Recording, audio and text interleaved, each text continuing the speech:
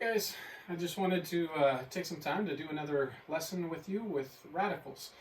We've done a lot with radicals thus far. We've mostly been focusing on simplifying radicals, square roots, cube roots, using that technique that I have kind of coined Breen's Chapel. Also looked at simplifying when you have fractions involved with radicals. So today what I want to do is talk about how do we add and subtract radicals. So let's get to some notes and we'll go from there. It should be a pretty quick lesson. So we're going to talk about, again, big idea. What are we doing today? We're going to talk about adding and subtracting radicals. Before we get into it, I just think it's helpful to continue to review. We have 3 rules. Anytime we're working with radicals, we need to keep these 3 rules in mind. 1, leave no perfect factors. That's perfect squares with square roots or perfect cubes with cube roots in the radical. Okay, if we're dealing with a square root, we can't have a perfect square. 1 would be trivial, but 4, 9, 16, 25. Can't have any of those numbers divide evenly into that radical. Okay, or radicand. So our solution for dealing with that is Breen's Chapel, and I've kind of outlined that a couple times in different videos that I've put together for you, as well as when we were still meeting face to face that we talked about that. Second, leave no fraction in a radical. So what's our solution for that? If we have a fraction inside of a radical, we can rewrite that as a radical over a radical, and sometimes that allows us to get this radical out of the denominator. Okay, and then third, leave no radical in the denominator. Solution is this process called rationalizing the denominator. In the years past, I've taught that lesson next. I went ahead and decided I want to deal with adding and subtracting radicals before we get to the process of rationalizing the denominator.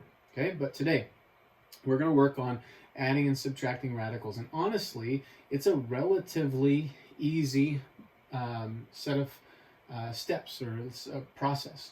Okay, so here's our steps. That really just two steps for adding / subtracting radicals. 1, simplify all radicals first. And again, Breen's Chapel is what I mean by that. Simplify all radicals. Second, we're going to combine like terms and like radical terms. Okay, really this could just be summarized as just saying combine like terms. But I want to emphasize today, what does it mean for us to have like radical terms? So that's my question to you. So what are like radical terms? Well, here's a definition that I have written for you. Like radical terms are 2 or more, it doesn't have to be limited to just 2, terms that have the exact same radical part to them. So here's some examples if you're curious.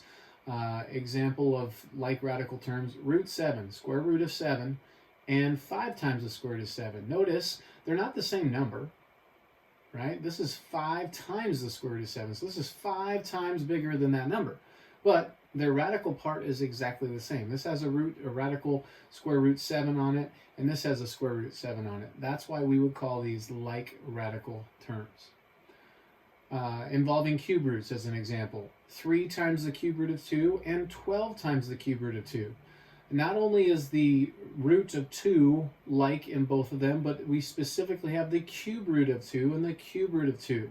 If this was an example where this was 3 times the square root of 2 and 12 times the cube root of 2, these would no longer be like radicals. They have to have the exact same radical and the exact same radicand thing inside the radical in order for them to be like radical terms. Okay? The only thing that can be different, another way of saying this, the only thing that can be different about them and for them to still be like radical terms is the number that's outside attached by multiplication. Okay, so that's what's clearly different in both of these examples, and we could come up with all kinds of examples, but the big idea is right up here. There are 2 or more terms that have the exact same radical part to them. So we need to know how to combine them, and that's what our second step was. Combine these like radical terms. So how do we combine them? I said we combine these like radical terms just like we combine variable terms. Okay, so think about, and I've got a note later on here I'll show you, but when I combine 5x with 3x, right, 5x plus 3x, this just makes 8x, right? We just add, in this case, because I'm adding these 2 terms, these are like variable terms, I add the numbers out front, 5 and 3, and then just stick on the variable, right? And the reason that is really ultimately because of the distributive property in factoring. If I was to factor an x out of both of those terms, I'd have 5 plus 3 times x, right? If I distributed x to each of those terms, that would read 5x, and that term would read 3x. And so these are the same thing. And clearly 5 plus 3 is 8, and 8's now attached by multiplication with x, so 8x. So that's the reasoning on why we do it. But just kind of layman's terms, how do I combine like variable terms? Well, we just add or subtract whatever the operation is, the numbers out front of the variable, and then we stick on the like variable. Well, we're going to do the exact same thing, and that's exactly what my notes say right here. We just add or subtract the numbers out in front of the radical, and I'm calling it stick on. I know that's not very math technical here, but stick on the like radical part. So let's do some examples. We'll vary in terms of difficulty as we go. Here's a first one that says 5 root 7 minus 3 root 7. So again, we're going back here. Step 1, we need to simplify all radicals. So can 5 root 7 simplify? 7, if I were to try to break it down, do a little factor tree on it, 7's prime already, so that's not going to break down in any way. And the same with this one. Okay, it's the same radical. So then we just combine like terms and like radical terms. Well, we just got done defining what like radical terms were, and 5 root 7 and 3 root 7 both have the exact same radical part to them, a root 7 and a root 7. So 5 root 7, take away 3 root 7, perform the operation on the outside, 5 minus 3, that makes 2, and stick on the like radical. And that would be your answer, 2 root 7, just like that. Okay? All right, let's look at one that's a little bit more challenging. We've got root 3 plus root 8 plus root 2. In initial, some of you, as you were looking at this, might be thinking to yourself, well, there's none that are like. I'm done. This must be my answer. Not quite. We still need to simplify all radicals. One of these radicals can still be simplified. Okay? Not the root 3, 3's prime. Not the root 2, 2 is prime, or only even prime number. Okay, but root 8, break down root 8. Well, that's a 4 and a 2. And that's a 2 and a 2. Since we're taking the square root of 8, I'm looking for couples. Okay, so that's a couple, and there's a lonely. So how can I rewrite the square root of 8? We can rewrite the square root of 8 as couples leave as 1, 2, times the square root of lonely stay. And then I'm just going to bring on down my other two terms. So I have root 3 plus 2 root 2 plus a root 2. Now, what number lives in front of this root 2? We don't write it because we're lazy mathematicians that universally accept there's a certain number that lives out in front of this root 2. It can't be 0. I know I'm making kind of an error 0 right here. Okay, I'm just trying to circle. The number that lives out there can't be 0 because 0 times anything would be 0, and that wouldn't even exist. So it must be 1. So these two terms are like radical terms. They have the exact same radical part. Radical 2, radical 2. So we can combine those. How are we to combine them? It looks by addition right here, right? So 2 root 2 plus 1 root 2, we just add or subtract the numbers out in front of the radical and stick on the like radical. So 2 and 1 attached by addition makes 3, and stick on the like radical 3 root 2. And then we have over here plus root 3. Now, are these like radicals? Hopefully you're telling yourself no. And since they're not like radicals, we can't combine them. We can only combine like terms or like radical terms. Okay, so this has to be our final answer. And we're comfortable with this. It still meets, if you were to go all the way up here to our 3 rules with radicals, it meets all 3 rules of those radicals. All right. All right, let's take a look at another one. This one happens to have 4 terms. We've got some work to do on this. Okay. Again, we have 2 steps. 2 steps in the process of adding and subtracting adding and subtracting radicals. One is to simplify. Okay, can this simplify this term? No, I'm looking at this root 5, and 5 is a prime number. It does not break down. Then I move on to this root 20. Oh yeah, 20 can be broken down. It breaks down as a 5 and a 4. 4 breaks down as a 2 and a 2. Okay, and I can't go any further. There's a couple because I'm dealing with a square root. I'm looking for couples. That's a couple, and that's a lonely. And what happens with couples? Couples leave as 1. I'm leaving this couple of 2's is going to leave and join this 2 that's already outside. All right, so I have this 2 times that 2, making a 4. Now, left lonely inside is our lonely 5. The same operation, minus, so I have 7 root 5, I'm bringing that on down, minus 4 root 5. Okay, keep going here. Ooh, root 80, that's got to break down even further. Sure, yeah, that's 5 and 16. 16 breaks down as a 4 and a 4. As we said in class before we broke for the coronavirus stuff, I don't actually have to take this any further. I have a couple right here. I've got a couple of 4s, and we can just circle them up. I know 4 breaks down as a 2 and a 2 each, but each of those 2 and 2's, that ends up with 2 couples of 2's that are going to leave as 1 2 apiece. So that's a 2 times a 2 outside, or a 4 outside. Well, that's the same thing if I just coupled right here. Okay, and then a lonely 5. So we've got a couple of 4's that needs to leave as 1 to join that 3 that's already out there. So that makes a 3 times a 4, or a 12. Square root, what's lonely? 5. Operation is still plus. And then minus, now 3. 3's prime, that can't break down anymore. 5 root 3. Okay, so which of these 4 terms are like radical terms? Because that's our next step, is to combine like terms. Well, this has a root 5, root 5, root 5, root 3. So hopefully you're telling yourself the first 3 terms are like radical terms. Okay, and so then we just perform the operation with the numbers out in front. So that's a 7 minus 4. That makes 3. 3 plus 12 makes 15. So we have 15 stick on the like radical, root 5. And then this is not like it, so I have to just say minus 5 times the square root of 3. And that is our final answer. 15 times the square root of 5 minus 5 times the square root of 3.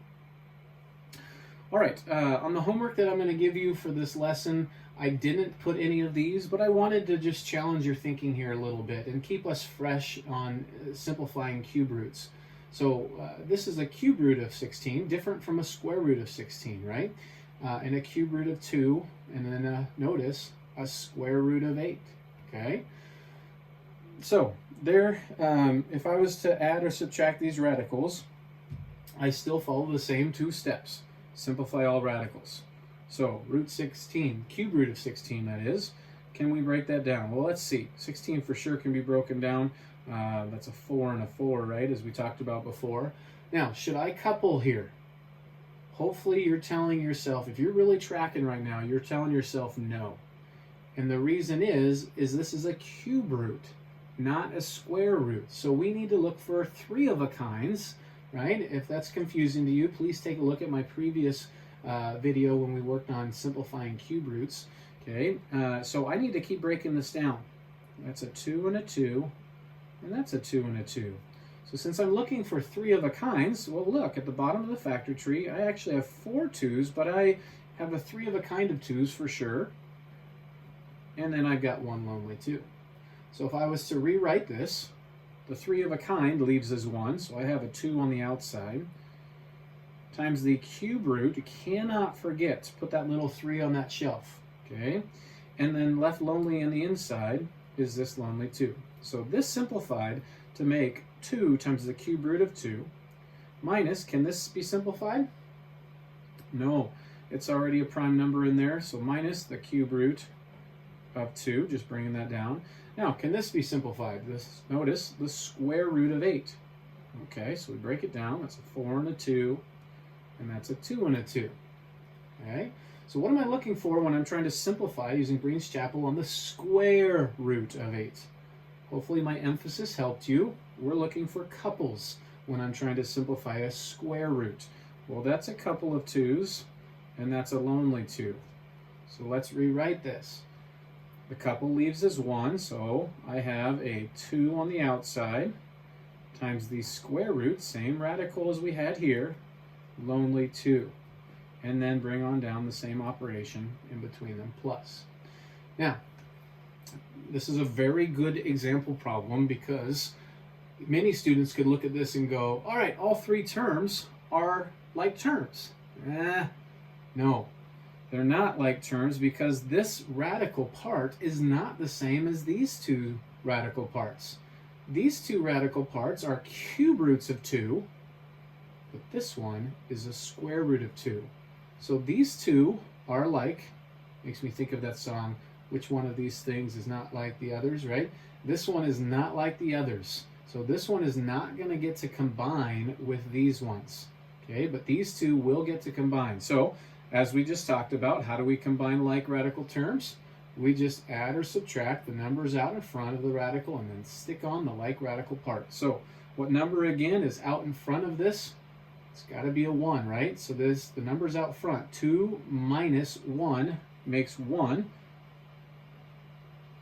Times, stick on the like radical part, cube root of 2, plus 2 root 2, and then I can't help but I don't really need that 1. So the cube root of 2 plus 2 times the square root of 2, that would be our answer. Okay, now once again, in the assignment I'm going to give you to practice adding and subtracting radicals. I chose not to include cube roots in there. Maybe I should have, but this is kind of more of an extension problem, but hopefully this is something that you would be able to follow. Okay, this is items that we have worked on here, and it's just a good opportunity to combine those things in to see, get another glimpse at it. Okay, so I just finished by saying what we already talked about right here. I said, hey, this is very much like how we add 3x plus 5x minus 2, right? The 3x and the 5x are like terms. When we combine them, that makes the 8x. But minus 2 is not a like term with this. This doesn't have an x on it. They're not like variable terms. And so I just have to say minus 2, and that's as far as I could go with an expression like that when it comes to combining like terms.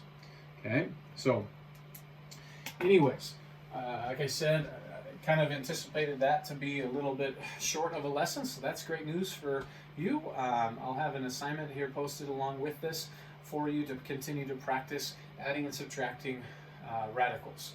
So as always, please reach out to me with questions if you have any. I'd love to continue to help in any way I can, and then also stay safe.